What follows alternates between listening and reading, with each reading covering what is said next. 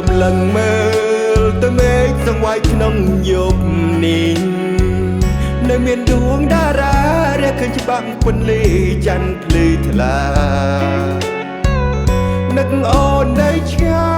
យនឹកស្រីដែលបងស្នេហាទោះជាឆ្ងាយគ្នាយ៉ាងណាគ្មានថ្ងៃភ្លេចស្រីម្នាក់នេះច្រៀងផ្ដាំទៅមេឃស្រែកប្រាប់ផែនដី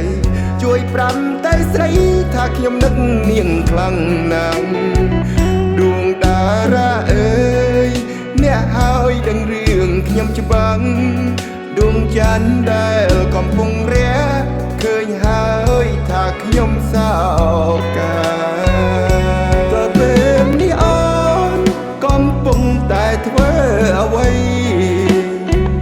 តើដឹងទេស្រីថាបងនឹកអូនប៉ុណ្ណា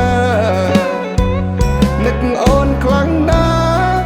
ទុកអូនស្មើដួងនេត្រាពេលលីងសុខទុក្ខយ៉ាងណាជីវ៉ាបងនឹកអូនណាស់អោដួងច័ន្ទអើយជួយប្រាប់ទៅស្រីជួយបញ្ជាក់នៃប្រាប់ស្រីដែលខ្ញុំស្នេហាជួយប្រាប់នាងផងកុំឲ្យភ្លេចពាក្យសន្យាទោះជាឆ្ងាយគ្នាយ៉ាងណារៀមរាមិនប្រែព្រួលចិត្ត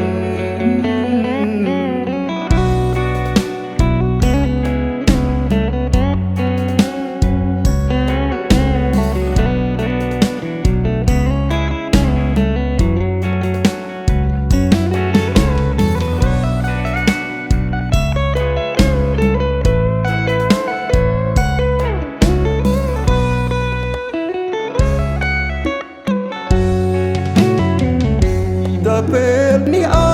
នកំពុងតែធ្វើអ្វីតើដឹងទេស្រីថាបងនឹកអូនប៉ុណ្ណានឹកអូនខ្លាំងណាស់ទុកអូនស្មើដួងនេត្រាពេលលីងសុខទុក្ខយ៉ាងណាជីវ៉ាបងនឹកអូនណាស់អោដួងច័ន្ទអើយជួយប្រាប់ទៅស្រី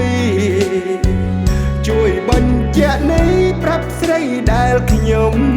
ស្នេហាជួយប្រាប់នាងផងកុំឲ្យភ្លេចពាក្យសន្យាទោះជាឆ្ងាយគ្នាយ៉ាងណារៀមរាមិនប្រែព្រួលចិត្ត